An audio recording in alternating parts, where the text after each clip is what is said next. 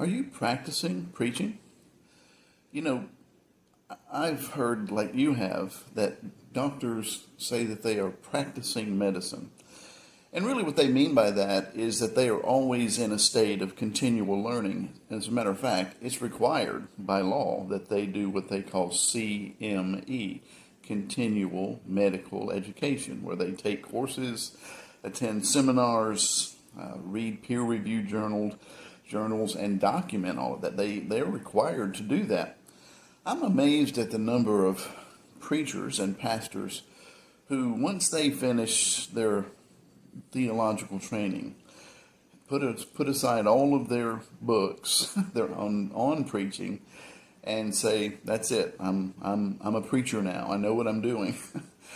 But the handling of God's word and the proclaiming of God's word, especially in a world that changes as quickly as ours does, and the people that we deal with are dealing with totally different issues than, say, 20 years ago. I mean, the world is definitely a different place than when I was a much younger man. And I am a student of preaching. I am practicing preaching in the sense that I continue to read and study. The teaching that I do helps me to stay fresh, and I don't teach the same way I taught 30 years ago. I like to pull these old books off of my shelf. I've got a lot of preaching books, as you might imagine, and I like to pull off the old ones from time to time, those that are over 100 years old, and see what preachers were talking about back then and how they were teaching it.